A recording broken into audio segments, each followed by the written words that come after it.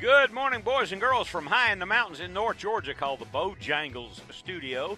This is ONeill Outside. Welcome to a brand new, unused Saturday morning. And what a great Saturday morning it is. We have a guest today. I'll tell you about him in a moment.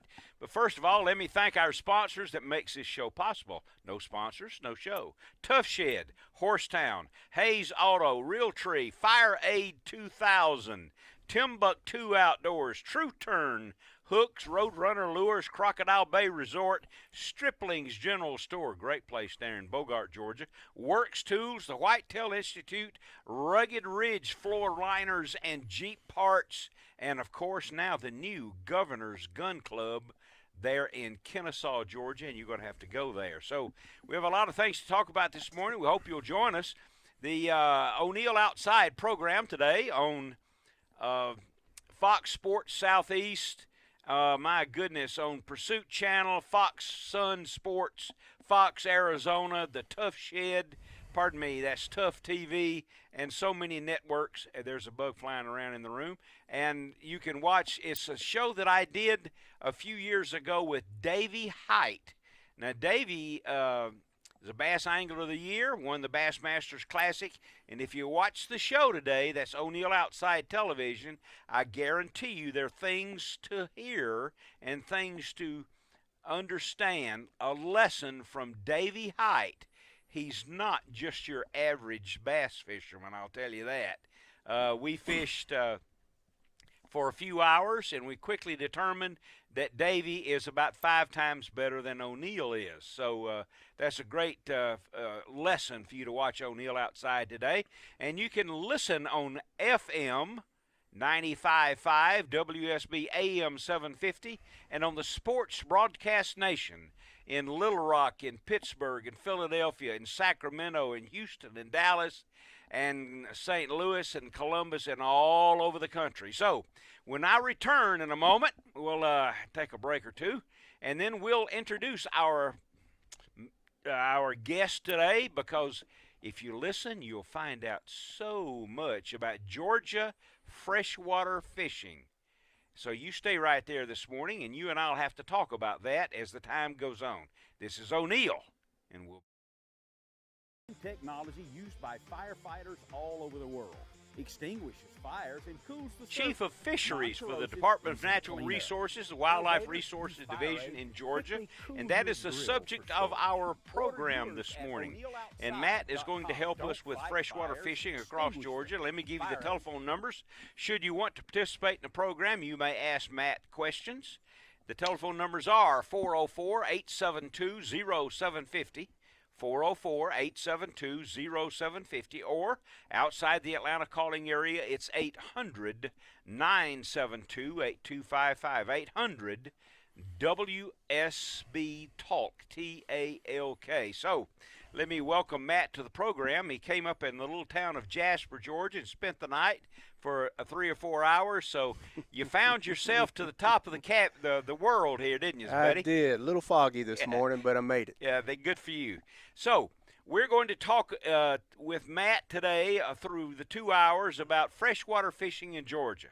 We're talking about night fishing and the opening of the private fishing areas for night fishing, the Georgia Slam, kids involved, license support, and the National Fishing and Boating Week that begins in June. So welcome to the program, sir. I appreciate you making the effort to come up and speak with us. Okay. Thank you for We're having talking about fishing in Georgia, right? Absolutely. But before we get to that, okay, we have marvelous fishing from these crystal clear lakes like Notley and Blue Ridge and Carter's all the way down to the coast to Lake Seminole and all of that.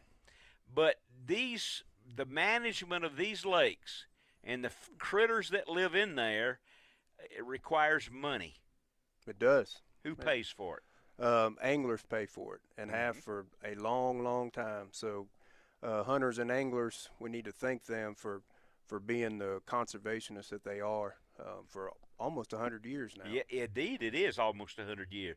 Wildlife Restoration Act, huh? 1935 or so? That's right. And then the Act for Fisheries came along in the 50s, so it's a long-standing model, and it's anglers pay for conservation through their license sales and also the excise tax that they pay on all the fishing equipment that they use, and that's what funds this aquatic conservation that we're all involved in. Yeah, this costs money.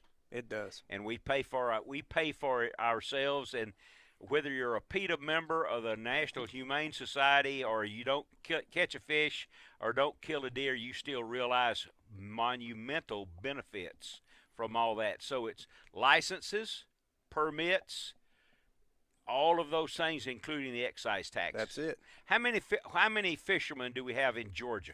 Right now we've got 1.2 million anglers in Georgia. Wow. And if you think about it, and it's not only a great way to spend time and be outdoors, but it's quite the economic impact on the state. And so those 1.2 million anglers are spending, almost $1 billion in direct sales to kind of pursue their sport. So it's a big deal in Georgia. Absolutely, it's a big deal. What's your favorite lake, personally? Oh, I got you with that one, didn't I? You did. You got me with that one, and I always kind of dodge that question. It's the one I caught the most fish at the last time I was there. So. Oh, good answer. And it changes. It changes. Indeed, it does. What's our northernmost lake that would fall under your fisheries in Georgia? So we're bordered by other states. So we call it Chattooga.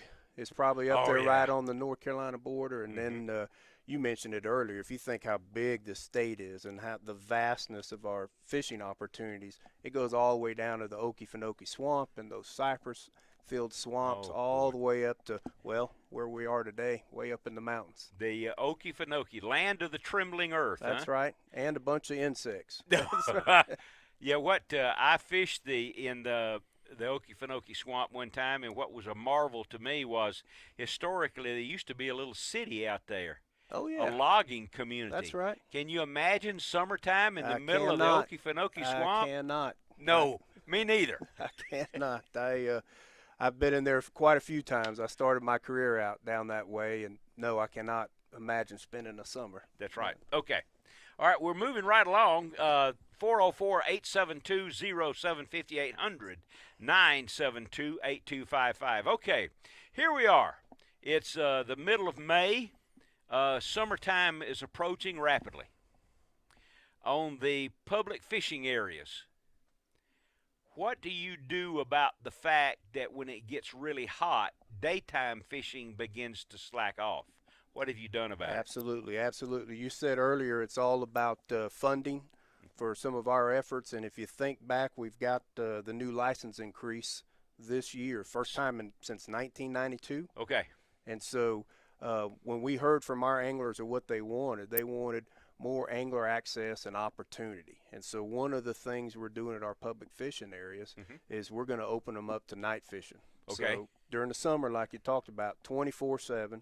We're not going to shut down, and so we've lighted up the parking lots and the fishing piers, and we just didn't kind of, go about doing this a couple years ago. We actually did a little experiment, and that's what we found out, that during those hot summer months that folks really like the opportunity to go out and night fish on these areas. So you're anticipating a terrific success with this? I hope so. I'm looking forward to seeing some of the results from it. Oh, no doubt, this is guaranteed success. Well, that's great. That's great. And, all right, let's talk about for a minute about. All right, I'm a Georgia fisherman and I own the license and I've got my trout stamps. I'm ready to go. Yep. Okay. Man, I sure would like to go fishing this weekend. I wonder what's hot, what's going on, where are the fish biting, what's the stocking programs like. So how do I find that out before I go? I tell you, in my mind, there's never been a better opportunity to get information from us. I mean, technology is wonderful, but a lot of where we put our focus lately is on customer service. And so we kind of live by, we want to make it easy for somebody to decide to go fishing every day. All right. So if you go to our website, gofishgeorgia.com. Gofishgeorgia.com. That's all it. Right. You're going to find weekly trout stocking information. In fact, so every Friday afternoon, we'll put a list out of where we stock trout for that week, and you can sign up for that list, and we'll send it to you automatically. Automatic notification. Automatic. we actually have some of our staff, our biologists, write a fishing blog every week.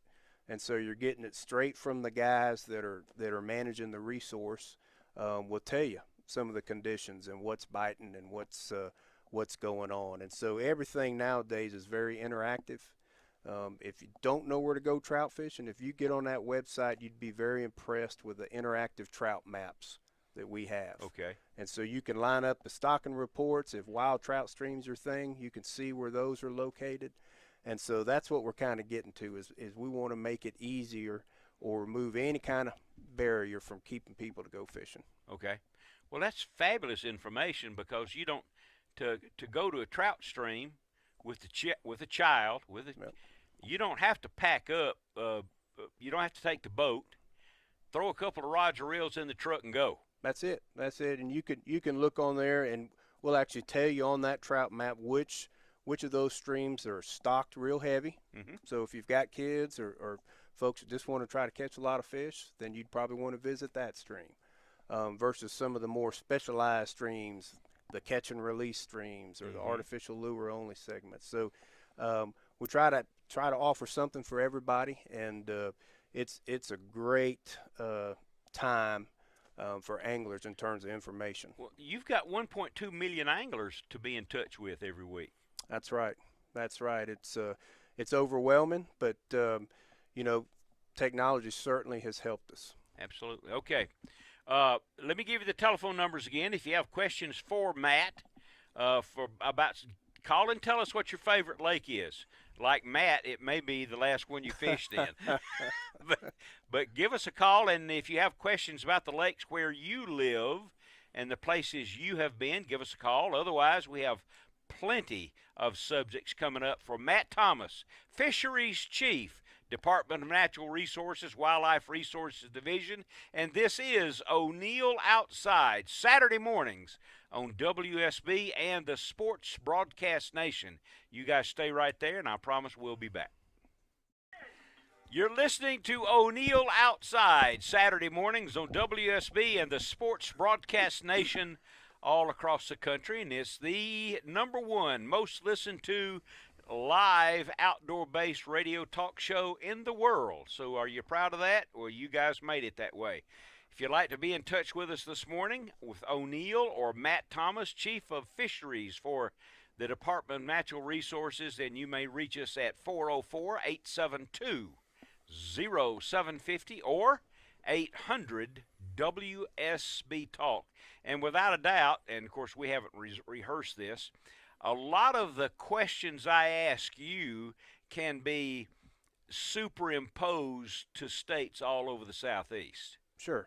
The fish don't know where they live. That's right. They'll do That's right. No, they don't know. All right, let's talk about favorite lakes, if you will. Okay. In if I live, say, Jasper, all right, I live in a Jasper address. It's more likely that I would go to Carter's or Blue Ridge or Chattooga than it would be if I went on the spur of the moment to Lake Seminole. Absolutely. So separate the state a little bit for me. Give me the prime location in North Georgia and South Georgia.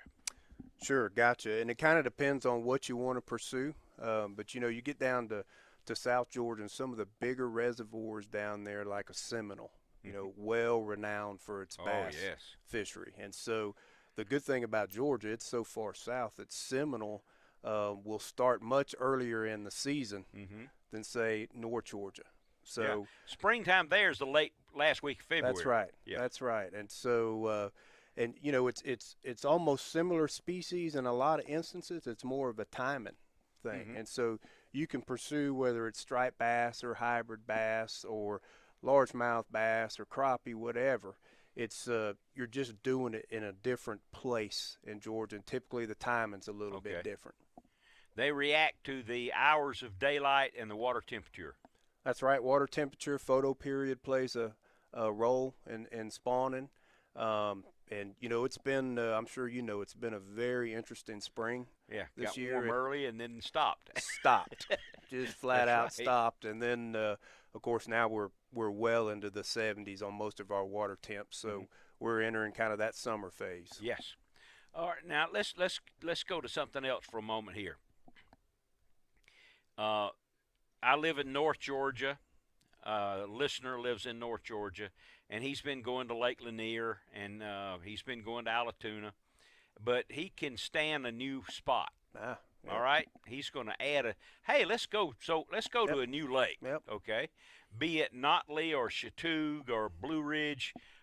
Where might you, in your experience as fisheries chief, where would you maybe point him that he would have a good experience in North Georgia, and how would he fish that lake? I tell you, I would fish several lakes. You know, when you're fishing those clear mountain lakes, so you're really going to have to lighten up on your tackle and certainly your fishing line and stuff. You're dealing much deeper than you would in South Georgia. But kind of getting to what you were talking about, when you need a new place to go fishing, right? That's one of the things that we've actually launched in the last couple of years is this Georgia Bass Slam. Oh. And it's to get at what you're just talking about. Tell me about it. If you want, it's an angler recognition program, and so most people don't realize it now, but for this purpose, we recognize 10 different species of black bass in the state of Georgia. And so they live in very different places all over the state. And so the slam involves catching 5 of those 10 in 1 year. And so that will get you on the road to go to different habitats and different places. Oh, good incentive for you to fish different places. That's it. And give me 5 of those. Of course, everybody knows largemouth, smallmouth, Okay. the Swanee bass, which you're going to have to go down to South Georgia to get. I hadn't thought about that That's in a long right. time. The Swanee, okay. The Shoal bass. Okay, I like him. I love you the throw a Shoal lure bass. over there close to him, he's going to bite. That's got to be one of my all-time favorites. And wait, before you leave him, Yep. he's in the Flint River. He is in the Flint River. He's in the Chattahoochee River. Most people don't way realize. down south. Well, and upstream of Lake Lanier. Oh, that's right. Up above Duncan Bridge at There Lake you Lanier. go. There you go. So a lot of people don't realize that they can pursue shoal bass up above Lanier. Okay. And so, and what's the last one then out of that 5? oh, let's see. I would go with spotted bass. It's probably one of the more common ones. Okay. All right, spotted bass. Yep. Wow, okay. 30 minutes after the hour if you're keeping count. So that's the Bass Slam. So now here's another little incentive created by the Department of Natural Resources and you guys. Here's the Bass Slam. Now here's something for you to do. And that's going to require you to venture into new territory and new lakes and new methods. And in these North Georgia lakes, I got to tell you, from a technique standpoint, 6-pound test line is plenty. Oh, yeah. Oh, yeah. I remember the first time I saw a deep North Georgia reservoir, I'm like, wow, that is clear. You know, I'm from started my career down in South Georgia, so I'm used to the Walter F. George and Lake Seminoles, and to see those mountain lakes was something unique. Yeah. I tell you, one of my favorites, and I always kind of get to recommendations. O'Neill's a big mouth. Carter's Lake with that canal that goes over to the dam intake. Yep. If you call around and you get that schedule of generation, you're ahead of the game. When you get that generation schedule and you get at the mouth of that canal, when they start that generation, you're about to get bit. Oh, wow. That's a good thing to do. Oh, boy. You're about to get bit, that's for sure. One of the things that, and I'm going to jump around here over the next couple of hours, one of the things that's a favorite topic to me, connected back to who pays for all this, we're going to have to get children away from their computers and video games and get them into fishing. That's right. Please That's right. comment. Absolutely. And you mentioned it earlier that the funding from conservation comes from sportsmen and women, hunters and anglers, has for many, many decades. And so, and we talked about it, not only is fishing a great family activity, but it's also getting the next generation of conservationists involved, and so that we can continue this model of users pay for conservation, users enjoy conservation. And so that's one of the aspects of making sure that we're fostering kind of a stewardship or an outdoor ethic for the next generation, and so that they continue those conservation efforts. Well, you know, Matt, everybody can't be the high school quarterback. That's right. If you're 5'7", 150, you're not going to be the offensive tackle for the high school team. But if you're a fisherman, you are very unique among your classmates. Absolutely. If you're an outstanding angler, I know personally that during the early years of Travis, my grandson, when he was in high school, the principal called him to the office every Monday morning to see what he did over the weekend, where they went fishing, and what they did. There you go. That was something to be proud of, and now he is a hunting guide for whitetail and turkey in North Texas. Oh, wow. So fishing and hunting is his life. So this is ultra important that we get these kids away from the computers and get them out there on the stream. And listen, guys, I'm talking directly to you here. You don't have to try to catch a world's record largemouth with your 6-year-old. Just a little pumpkin seed brim is just fine. Oh, yeah. You don't have to go to Lake Seminole or Hartwell. Go to a pond close by. It doesn't matter. That's right. It's you and him or you and her. It's an individual thing. It's not a team sport. And as I mention almost every week, I got to tell you, Matt, what's the most beautiful thing in fishing is the hole in the water where the cork used to be. There you go. There you go. Isn't that I great? like that. It is great. That is Get great. your children involved in fishing and outdoors. And in fishing especially, it's non-consumptive. Catch them and put them back. That's right. And it'll get you out to some beautiful places. Yeah. It'll take you all over this country, all over the world if you pursue it. And so that's what I've really enjoyed about fishing. It's a lifelong activity. Mm-hmm. And it'll get you in some beautiful places. Oh boy! All right, let's talk about a little critter here just for a moment before we go to the next break. He's one of my favorites in Georgia, and it's the shoal bass. Oh yeah, one of my favorites too. Oh my goodness, he's an aggressive little creature. He So is. where now? Listen to me now, everyone. You want to catch a different species, a really gamey critter?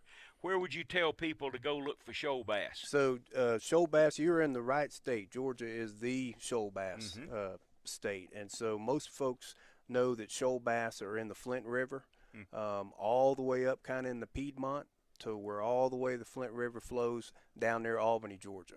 And so, but they're also, like we talked about, in the Chattahoochee River. Yeah. And so above Lake Lanier is a great place to fish. There's some shoal bass actually in the Ocmulgee River. Just south of Lake down below Jackson Lake. That's it. That's it. And what most folks have noticed, so we've got a pretty large increase in folks using kayaks and canoes to get out popular. on there. And so we've been installing kayak launches and steps on a lot of these rivers. And so if you'll get on our website and look, well, where can I put in on the Ocmulgee, or where can I put in above Lake Lanier? You'll start seeing that we've got more boating access locations that are going to help those folks, particularly with shoal bass. It's gotten very popular over the last several years. Oh, absolutely. Just paddle yourself along. Yep. Get to places nobody else can go with a boat. Yep. It's kayak. definitely low-tech fishing. It's you, a paddle, and a fishing rod. That's exactly right.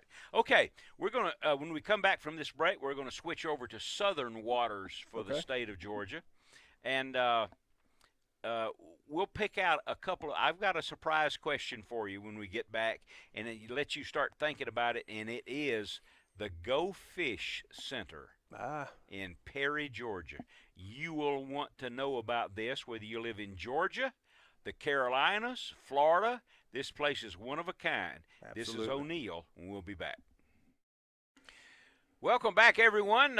We have with us Matt Thomas, and you're listening to ONeill Outside. And before I surprise him with the next question, then I want to, and we're going to talk about the Go Fish Center, outstanding facility. But there's something going on this weekend that has application for the children who want to go fishing. Tell us about it. Absolutely, absolutely. So this is rain or shine, given the weather that we're having. But down at the Charlie Elliott Wildlife Center, today we're having our Keeping Georgia Wild Festival, and so this is hundreds of kids and their families. It's a fun-filled day, free of charge. It's sponsored by the Georgia Wildlife Federation, the FCA Outdoors, and of course Georgia DNR. But it's not just fishing. So we're going to offer archery.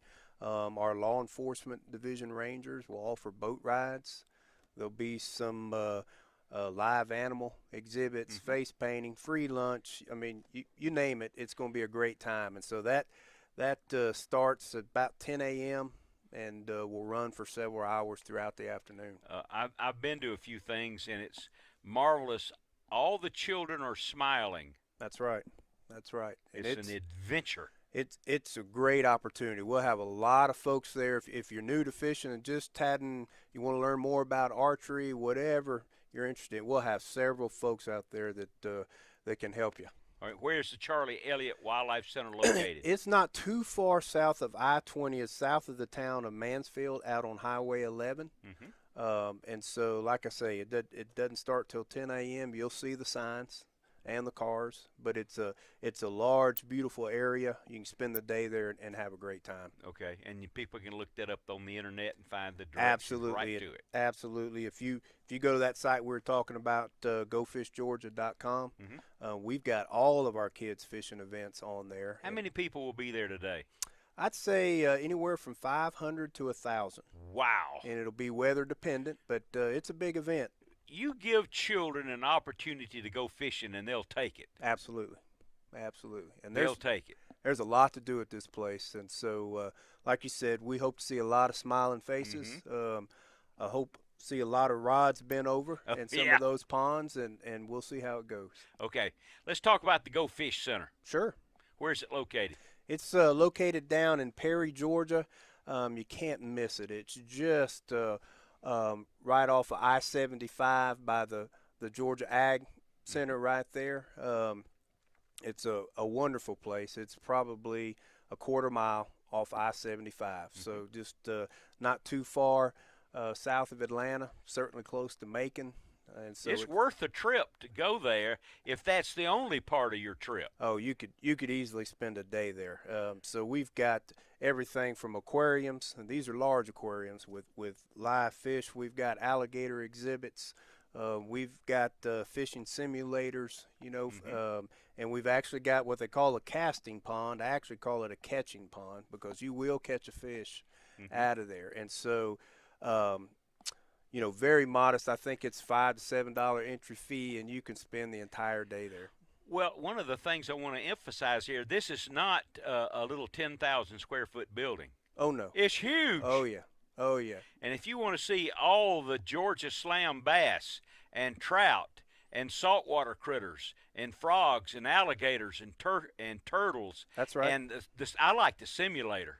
That's pretty fun, isn't it? Oh, wow. Sit in that seat and hook a marlin and see how that feels. That's right. A fabulous display of mounted specimens of fish that are caught in Georgia and on the Georgia coast. Absolutely. The whole center is geared towards celebrating fishing in the state of Georgia and how great our fishing opportunities are.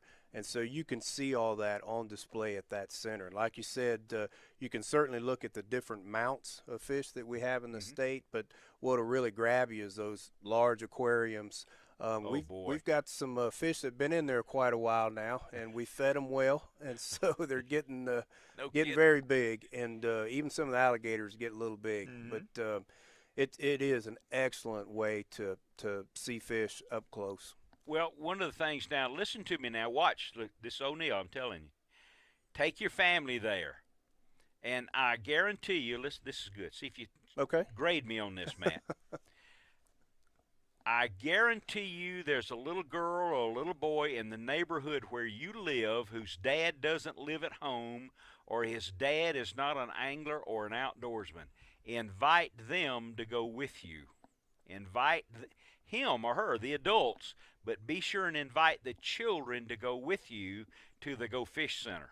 And this is not, hey, let's stop by for a few minutes. No. Oh, make a day of it. This is, let's go to the Go Fish Center and spend the day. Yep. You won't say anything two times in a full day, right? You're correct, and that's a great point that I forgot. Always talking about introducing kids to fishing, but there's also another component of it that we've learned through folks study this type of stuff, and it's you'd be surprised how many people want to be invited. It may be a neighbor. It may be something that you see, someone you see out in town, but all it takes is to invite them. They see you going out fishing, and so we always encourage folks, if it's one weekend a year, whatever, is invite somebody, and you'd be surprised. Indeed. You'll be. This is this will be a fruitful day. I guarantee you, it will be a fruitful day to go to the Go Fish Center south of Macon, Perry, Georgia, at the, what do we call that, fairgrounds? What do we? Georgia National Fairgrounds. Yeah, is Georgia that right? Fair. Yep. You can't miss it. Can't miss it. It's so often that you don't have government monies spent so fruitfully. Buddy, this is one of them. Mm-hmm. This is one of them. We get a lot of compliments on that place. You will enjoy it. Okay. All right, it's 46 after the hour. 404-872-0750, 800-972-825. Well, I've had calls here all along, and I didn't know it. It's 47 after the hour. Let's talk now to David. He's calling from Blairsville, Georgia. Good morning, David. Sorry it took so long to get to you. What's going on? That's okay, O'Neill. I'm enjoying listening to the talk. Good, thank you. Glad to hear you got Mr. Mike Thomas there with you. Be able to ask him a couple of questions about. Okay, let me get Jason to turn that sound up for me a little bit, if you can, so I can hear you a little bit better, David. All right, let's try it again. Okay. I was going to ask Mike Thomas some questions about fishing regulations. Okay. Mike, as far as jug fishing in the lakes for like catfish, what's the regulations on that in Georgia? Jug fishing for Yep. cats. So jug fishing is considered recreational fishing in the state of Georgia, so you have to have a recreational license.